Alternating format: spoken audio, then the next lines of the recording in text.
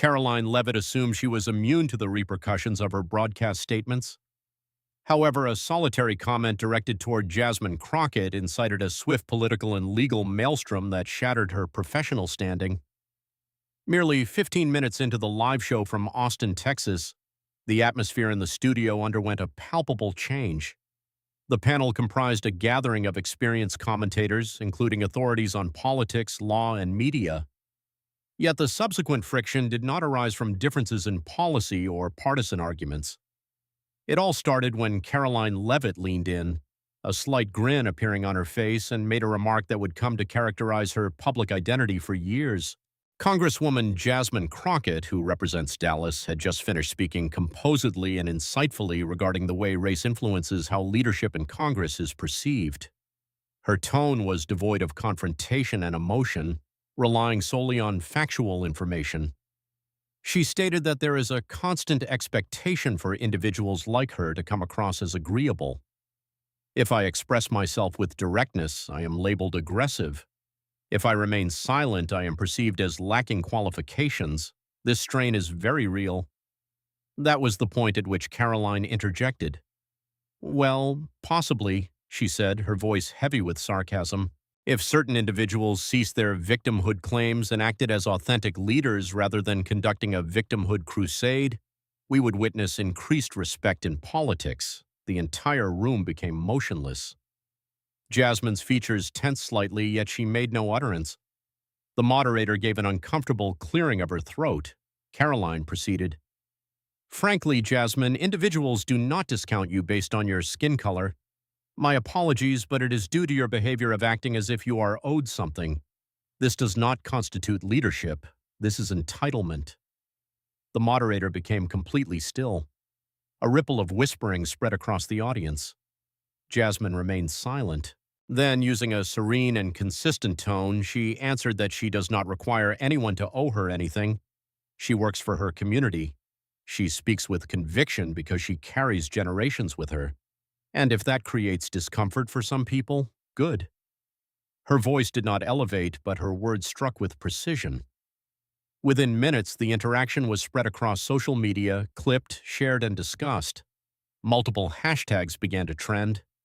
Reviewers characterized it as everything from a breakdown to the unmasking of a facade. TikTok creators drew comparisons to historical instances of coded language and prejudice. Behind the scenes, the network was experiencing significant turmoil. Producers scrambled, public relations teams prepared statements, and Karoline's assistants pleaded with her to apologize or at least provide clarification, but she refused to acknowledge a misstep. When the cameras cut for a commercial break, she shrugged and stated loudly that she had voiced what everyone was thinking. She simply did not appreciate hearing it. She failed to comprehend the chain reaction she had initiated. What she perceived as tough talk was viewed by many as intended humiliation. Jasmine did not abruptly leave or engage in an argument. She adjusted her microphone, sat silently, and waited for the subsequent inquiry. This display of composure conveyed more than anything else she could have articulated. Viewers were doing more than simply reacting. They were engaged in analysis. Commentators and academics began dissecting the exchange, labeling it a definitive example of modern gaslighting disguised as political discourse. For Jasmine, this was not about the viral backlash. This was personal and professional defamation that had been broadcast nationwide. Her team immediately began gathering transcripts, video segments, and legal annotations, and then the situation became more intricate. Hours later, a former staffer from Karoline's office anonymously shared private messages suggesting the poke and provoke strategy was intentional. By sunrise, the clip had exceeded 12 million views. The content was a dominant force on YouTube, Twitter, Facebook, and cable news. However, it was more than just the words that drew people's attention.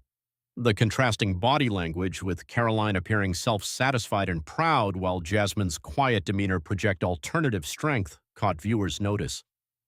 This exchange ignited a cultural firestorm throughout the nation. A high school instructor in Memphis used the incident to initiate a classroom discussion about politics and respect. A pastor in St. Paul referenced the interaction during his Sunday sermon. Arizona college students printed quotes from the event and displayed them alongside the phrase, "Words have impact, and so do the consequences." Nevertheless, not all observers were critical. Karoline's supporters, particularly within conservative media, quickly came to her defense. They claimed she was only voicing what many others are afraid to articulate. A Tampa radio host contended, "If we are forbidden from challenging narratives on race, what is left of freedom of speech?"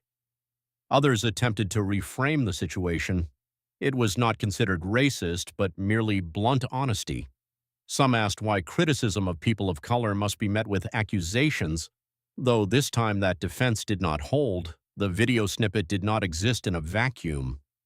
Within hours, journalists had begun to uncover additional information. Karoline's previous remarks began to resurface. A 2019 college speech in which she dismissed the concept of implicit bias emerged. A 2021 podcast where she joked about code switching to enhance white comfort was uncovered. A deleted tweet that described Congresswoman Crockett as aggressive and referenced a touch of the ghetto was also revealed. Each disclosure amplified the existing pressure, and all attention turned to Jasmine. She had not commented much publicly, only a single tweet posted close to midnight. "Words of power. To remain silent is to participate. My team and I are currently reviewing all options. Accountability is essential." This single message initiated everything. Within minutes, it was retweeted thousands of times. Civil rights groups began issuing statements before the sun rose. High-profile attorneys expressed their support, and celebrities with millions of followers reposted Jasmine's video clip, adding captions such as, "This is why we speak out, and we are here for you." Date. By the middle of the day, Jasmine's name was a trending topic on 5 major online platforms. She had not sought the spotlight, but now it was firmly focused on her. Her Dallas district office was filled with flowers, letters, and hundreds of emails. One handwritten note on lined paper stood out. "My daughter observed you speak and indicated she wishes to run for office one day. Thank you for maintaining your calm when others tried to disturb you." But Jasmine's focus was not on the attention she was receiving. Her concern was on the broader purpose. "I'm not doing this for attention," she explained to her chief of staff Samir during a private meeting that afternoon. "This is not about this specific moment. It is about the wider message." Samir nodded. "So are we initiating legal action?" Jasmine answered immediately, "Yes, all the way." They were aware of the inherent risks. Challenging a prominent figure in the media would generate backlash. The right-wing press would classify it as censorship. Critics would label her as emotional, thin-skinned, or accuse her of weaponizing race. But Jasmine was finished allowing people to hide behind a claim of honest discourse to spread disrespect. "We have to stop normalizing racial insult as part of the job," she informed her legal advisor later that day. "Not for my own sake and not for the next generation that is watching." By the early evening, Jasmine's team issued an official statement. A lawsuit was currently being drafted, seeking $80 million in damages, both personal and professional. The number was not a random choice. It was a sum substantial enough to make headlines, serious enough to demand attention, and meaningful enough to convey a message. There is a tangible cost for crossing the line. Some outlets characterized it as a bold action. Others dismissed it as nothing more than political theater. However, major news organizations gave it significant focus. The LA Times published a front-page editorial with the title, "The Cost of Silence in a Loud World." NPR aired a segment that examined coded language and its impact on Black women in politics. The national conversation was beginning to shift, and Jasmine was at the center of it. No one anticipated, however, how quickly Karoline's empire would begin to collapse once corporate sponsors began to react. When the legal filing was finally dropped, its impact was significant. Filed in Harris County, Texas, Jasmine's legal team ensured the case would unfold on her terms, in her home state, under a microscope that had witnessed its share of high-profile trials. The document was 63 pages in length, comprehensive and detailed. Every quote from Karoline's on-air remarks, every resurfaced tweet, and every public statement was carefully documented. Nothing was left open for misinterpretation. The $80 million figure was not merely for its shock value, it was meticulously calculated, covering loss of credibility, reputational damage, emotional distress, and the long-term harm to Jasmine's professional image and leadership. But beyond the monetary value, it was about principle, and Jasmine's team was determined. Leading the case was attorney Brandon Keyes, a litigation specialist from San Antonio who was known for his composure and precision in court. People said he never raised his voice, yet juries hung on every word he said. Jasmine liked that attribute about him. "I want facts, not fury," she had informed him before he accepted the case. Brandon was a methodical individual. He stood on the courthouse steps beside Jasmine and Samir, speaking with precision and complete control. "This is not about political disagreement," he stated. "It is about intentional defamation and the public destruction of character disguised as dialogue." Reporters captured every single word he spoke. Jasmine remained silent until the conclusion, then spoke without using notes. "I've seen what happens when you let things slide, when you laugh it off, when you take the high road. People think they can keep going, but words matter. This lawsuit isn't just about me, it's about every black woman who's ever had to make herself smaller just to fit into spaces she's earned." The assembled crowd fell silent. Inside Karoline's camp, panic had begun to spread among her staff. What started as simple spin control had transformed into full-blown damage control. Sponsors began to call. Contracts were paused. One major network dropped an upcoming series just days before filming was set to begin. Her inbox went quiet. Her phone stopped ringing. And even her longtime agent, the one who once called her the future of conservative media, quietly distanced himself from her. Still defiant, Karoline released a video from her home in New Hampshire. She did not apologize. Instead, she doubled down on her original statements. "This is a witch hunt, cancel culture on steroids. I said what I said, and I won't walk it back to please the outrage mob." But the harder she pushed back, the worse the situation became. Former interns began speaking out publicly. Anonymous sources leaked emails showing Karoline had encouraged strategic provocation when engaging with progressive women of color, revealing it was not an accident but an intentional tactic. Meanwhile, Jasmine went back to work on Capitol Hill, acting as if nothing had changed. She attended town halls, voted on legislation, and met with her constituents. She wanted to demonstrate to the public she wasn't hiding behind a lawsuit. She was standing above it. Still, the entire ordeal took a noticeable toll on her. Samir could see it. One night after a late meeting, Jasmine sat alone in her office staring at her phone. Her thumb hovered over a message. "You okay?" Samir inquired. Jasmine nodded, but the silence between them lingered. "You can say you're tired," Samir suggested. "I'm not tired," Jasmine whispered. "I am calculating." Every move now matters greatly. The pressure was immense. Her inbox overflowed with support, but also with criticism. Some thanked her for standing firm against the behavior. Others accused her of playing the race card, exploiting the system, or dividing people.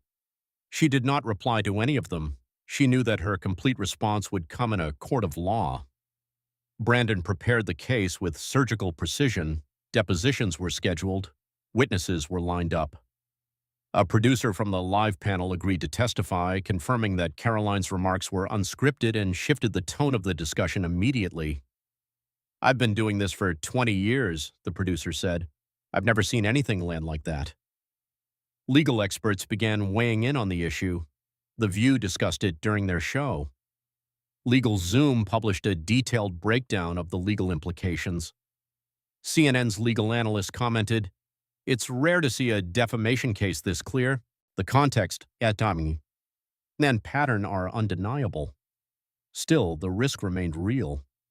If Jasmine lost, the backlash would be fierce. She'd be branded as performative, accused of chasing money, and mocked for trying and failing to weaponize identity politics. But pressure doesn't always crush. Sometimes it refines and strengthens.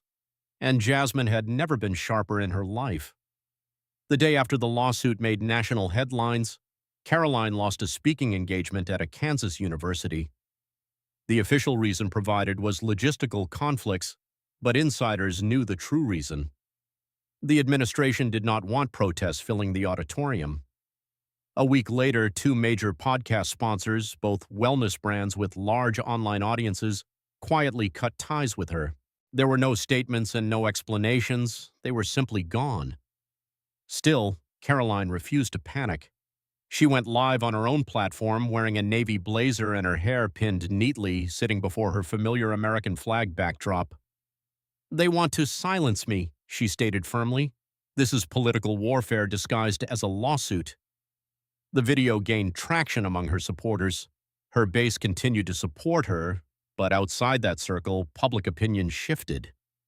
The issue was not the lawsuit itself, it was the accumulating evidence against her. Screenshots, leaked interviews, and unedited transcripts resurfaced, each one appearing harsher under the public spotlight. Even conservative-leaning outlets began to distance themselves. A host from a national news network had initially planned a segment defending Karoline, but after producers re-watched the panel footage, he canceled it. "We are not touching that," he told his team. "Not with her record." Karoline's inner circle began to shrink. Her PR manager took a step back indefinitely. A longtime friend stopped returning her calls. The silence was not loud, but it was incredibly telling. She still had loyal followers online, echoing her talking points, but their reach was fading. Sponsors do not invest in controversy. They invest in credibility, and Karoline was losing it fast. Then came the email leak. Someone from her former campaign shared screenshots with journalists, exposing internal strategy notes encouraging her to interrupt liberal women of color mid-sentence to throw them off balance. It was not illegal, but it was intentional, and it matched exactly what Jasmine's lawsuit claimed. Support for Karoline began to crumble. One GOP consultant said privately, "She's radioactive now. This isn't just a PR issue, it's a values issue." Meanwhile, Jasmine continued her work steadily and without fanfare. She did not gloat, she did not post online attacks, and she did not need to. Her silence only made the noise around Karoline grow louder. Brandon, her attorney, advised her carefully on her approach. "The court of public opinion is watching. Stay composed." She did until one Saturday morning interview changed everything. Karoline appeared on a fringe digital news show, smiling and laughing, trying to appear unbothered by the events. Then the host said, "A lot of people think you just said what everyone feels, especially about Jasmine Crockett. Let's be honest, people are tired of the race narrative." Karoline did not correct him. She leaned back in her chair and chuckled. "Well, I won't say you're wrong." The 10-second clip went viral by nightfall. And this time the reaction was not just political in nature, it was deeply personal. Jasmine's office was flooded with messages from educators, veterans, single mothers, and former congressional interns. People who were tired of being told their identity was just a narrative. Samir printed out the interview transcript and dropped it on Jasmine's desk. "She's spiraling," she stated. Jasmine barely looked at the paper. "She already fell," Jasmine replied. "Now she's just making dust." Meanwhile, the legal process moved forward. Karoline's lawyers filed a motion to dismiss the case, arguing it violated her First Amendment rights. The judge denied it. A court date was officially set. Behind the scenes, more insiders began to defect from her side. A former assistant reached out to Brandon's office, offering to testify about Karoline's deliberate baiting tactics during media appearances. Another, an intern who once helped prepare her panel notes, provided files showing Karoline had pre-written insults ready to use if certain topics came up in discussion. It was not spontaneous, it was calculated, and that revelation changed everything. By the end of the month, Karoline's name quietly disappeared from the speaker list of a major conservative conference. A publisher dropped ongoing book negotiations. Her brand was not being destroyed by Jasmine. It was collapsing under its own weight. Yet the public conversation was far from over, and Jasmine's voice was only growing stronger in its impact. Her message was reaching spaces that Karoline never could. People were no longer whispering. They were talking in offices, classrooms, living rooms, and barbershops, and the more they talked, the clearer it became. This was no longer about one remark or one person. It had become a reflection of a larger dialogue about race, respect, and accountability in public life. In Phoenix, a city council meeting opened with a speaker referencing Jasmine's case. In Nashville, middle school students wrote essays for Black History Month. Nearly half chose Jasmine Crockett as their subject. The moment had become a movement. Cable networks struggled to keep pace with the discussion. Every panel had an opinion, but what surprised many was who began shifting their stance on the issue. Formerly neutral or conservative-leaning voices were now admitting that Karoline's pattern of behavior had gone too far. Not because it was trendy to say so, but because they were starting to see it through the eyes of their daughters, their students, and their colleagues. She didn't even react when it happened, one commentator said during a live panel discussion. That's what struck me. Jasmine didn't shout. She didn't perform for the camera. She carried the weight of the moment with quiet composure. That stillness, people kept returning to it. It became symbolic. A frozen frame that said, "I've endured this before, but I won't accept it anymore." Civil rights groups began hosting town halls, not protests, but conversations. A college in Oregon held a roundtable called Respect in Public Discourse. Jasmine did not attend, but her name surfaced more than 30 times during the event. When the moderator asked, "What does strength and leadership look like?" a young student answered, "It's knowing when to speak and when not to dignify ignorance." Meanwhile, Karoline's image was collapsing completely. A viral post from a former roommate described her as someone who treated confrontation like a game, often targeting identity rather than discussing it. Another collaborator shared how during a media training session, Karoline had practiced interrupting women of color to throw them off balance. It was no longer rumor, it was a chorus. Karoline's defenders grew fewer by the day. A few stayed loud online, but the momentum had shifted. The lawsuit was no longer political strategy, it had become personal and something real. Back in Dallas, Jasmine continued her schedule, attending meetings, school visits, and community fundraisers. But she felt the change too. At a small event in Garland, an older woman approached her with a plastic bag holding a pair of earrings. "My mother gave me these when I turned 30, she said. "She told me they're for speaking your truth. You wear them now." Jasmine tried to refuse, but the woman shook her head. "Don't return them. Just pass them forward when it's time." Those moments meant more than any viral post. Quiet gestures of solidarity, the real kind. Brandon noticed it too. After a strategy call, he pulled her aside. "You know what people see now," he said. "They see someone who didn't let the insult define the story." Jasmine met his eyes. "It wasn't the insult that worried me," she said softly. "It was the pattern." She was correct. The power of her case was not just in what Karoline had said, but in the system that allowed her to keep saying it unchecked. Now the silence had been broken. Teachers discussed the case in staff trainings on inclusion. A nonprofit in Minneapolis named Jasmine Woman of the Year for challenging quiet endurance with unapologetic strength. She still avoided interviews and press tours, but her voice carried. At a youth summit in Tulsa, her brief speech trended online. "I didn't sue for fame," she said. "I did it because sometimes you have to say enough. Enough pretending certain lines don't exist. Enough acting like we are too fragile to demand respect. I didn't want a spotlight. I wanted a standard." But while Jasmine's message was inspiring others, Karoline was spiraling, and her next move would only worsen things for herself. Then came the quiet, not peaceful but heavy. Jasmine felt it most late at night when the house was still and she was no longer Congresswoman Crockett or a viral figure, just Jasmine, a daughter, a woman alone with her thoughts. She didn't cry, but she hadn't slept much either. The fight was necessary, but it was draining her energy. Her father called that Sunday morning. Leroy Crockett had fought his own battles, marched in the 70s, and was arrested in Baton Rouge during a sit-in. His voice was raspy now. Slower, but it still carried weight. "You holding up, baby?" he asked. "I'm all right," she replied. "You sure?" "No," she said, "but I'm still standing." She let out a low laugh. "That's what we do," he said. "We stand there." Then he added something Jasmine hadn't expected to hear. "You remind me of your grandmother," he said. "She never raised her voice either, but when she looked at you, you knew exactly where she stood. You've got the same eyes." Jasmine swallowed. She didn't answer, but she kept that line with her. The lawsuit, the public pressure, the commentary, it was a storm. But storms were not new to her.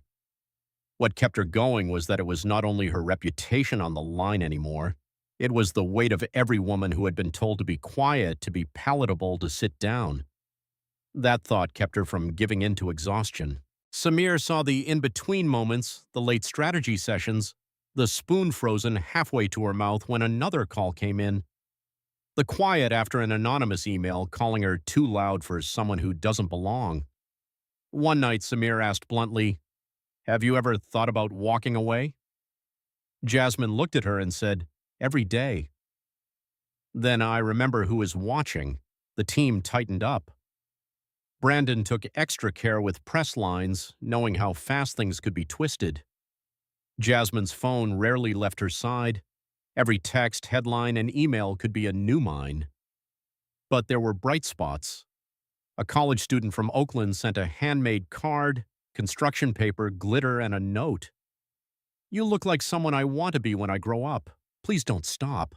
Jasmine kept it in her wallet. Karoline, meanwhile, was fraying behind closed doors. She snapped at staff, mistrusted a new peer representative who urged silence, and argued with her fiancé about public support. "What am I supposed to say?" he asked. "They misunderstood what you said." She went on another podcast. Her voice trembled slightly as she insisted the controversy was overblown. "If we sue people over opinions, what is next?" she asked. But this had moved beyond opinion. It was pattern, intent, and harm. Jasmine's legal team grew stronger every day. A former employee sent a recording of Karoline laughing while reading hate mail addressed to black female politicians, calling it free content. The narrative shifted from lawsuit to character study, and Karoline faltered under scrutiny. Jasmine stayed focused, reviewing testimony, prepping with Brandon, and ensuring every public line she'd ever made about the case could stand up in court. "I didn't come this far to trip on a cracked sidewalk," she said during prep. Brandon smiled. "You won't. You walk like someone who's been watching the ground her whole life." Karoline still had a few vocal supporters online and popped up on fringe sites where her base cheered. But in real life, things unraveled faster than she could patch them up. One Wednesday, she went live on her personal channel, her hair pulled back, dark circles under her eyes, her voice sharp. "I'm done being polite," she said. "I confronted hypocrisy. Now I'm being sued for saying what Americans should be able to say." She sipped from a mug with an American flag in frame. The clip drew clicks and rallied her core base, but it also accelerated the fallout. Her agent cut ties 30 minutes later. A PAC removed her from donor lists. A former campaign manager publicly denounced her.